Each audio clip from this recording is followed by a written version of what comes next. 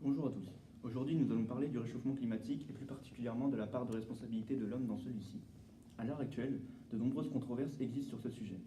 Nous allons nous attarder sur l'opposition carbocentriste, partisan de la théorie du réchauffisme, face aux climato-sceptiques qui remettent en cause les fondements scientifiques sur la théorie de l'origine humaine dans le réchauffement climatique.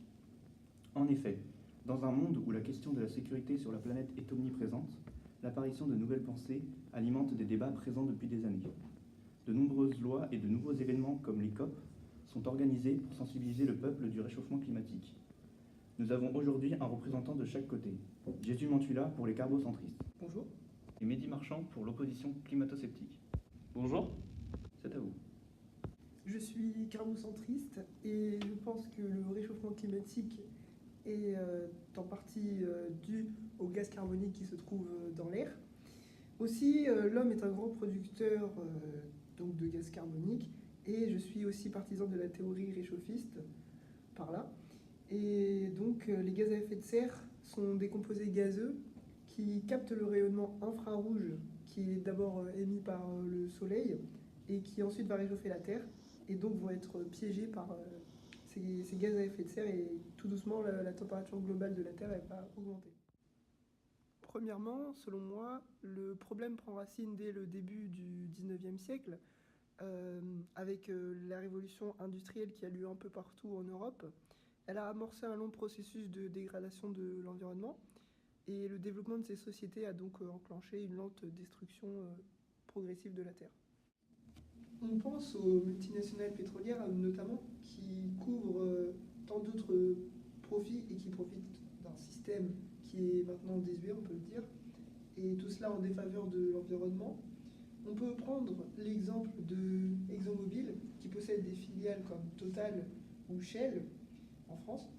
Et donc cette firme transnationale qui a réalisé 155 milliards d'euros nets de chiffre d'affaires en 2010. De plus, on a d'autres entreprises comme ExxonMobil qui profitent donc du système de rejet de gaz à effet de serre et donc qui ne font rien en termes de réforme afin d'essayer de freiner le réchauffement climatique. Et on va avoir aussi un dérèglement qui va conduire à une migration de fortes populations. Ça va être des populations humaines, mais aussi des populations animales.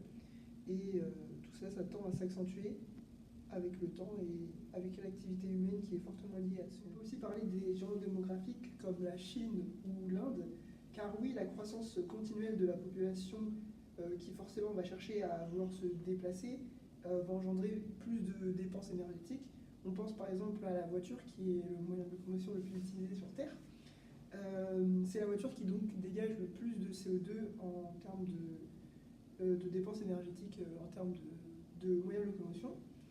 Et enfin, j'aimerais terminer par vous évoquer les politiques qui, eux, sont indécis sur la question et qui parfois se laissent faire par les lobbies qui peuvent leur être imposés par certaines entreprises, comme je l'ai évoqué un peu plus tôt avec ExxonMobil et les filiales associées.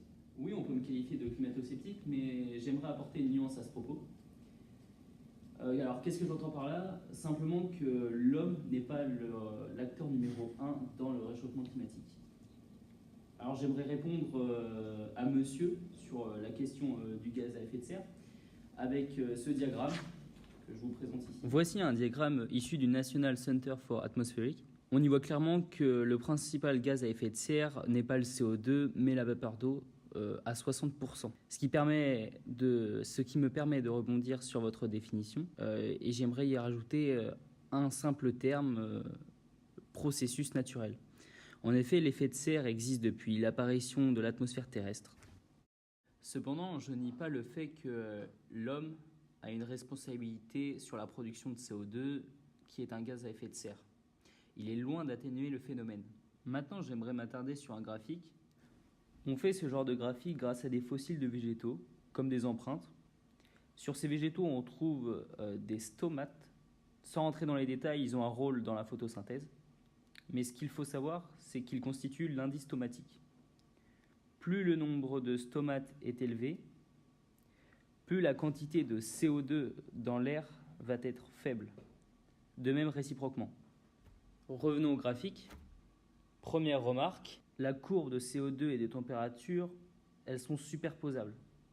Il y a une corrélation entre ces deux valeurs. Deuxième point, ces courbes font des variations plus ou moins aiguës et de manière à peu près cyclique. En effet, depuis tout temps, il y a sur Terre une alternance entre ère glaciaire et réchauffement climatique. Aujourd'hui, nous sommes dans une période interglaciaire. Comment expliquer ce phénomène? Eh bien, il existe un processus que l'on nomme cycle de Milankovitch qui décrit l'orbitale terrestre autour du Soleil. Celle-ci varie cycliquement à cause de l'obliquité, le changement d'obliquité terrestre, et c'est illustré par ce schéma. Merci pour vos arguments, Mehdi. Merci pour vos arguments, Jésus. Maintenant, vous pouvez vous faire votre propre avis. Si vous voulez en savoir plus sur ce sujet, n'hésitez pas à consulter notre bibliographie pour connaître nos sources sur Moodle. Au revoir. Au revoir. Au revoir.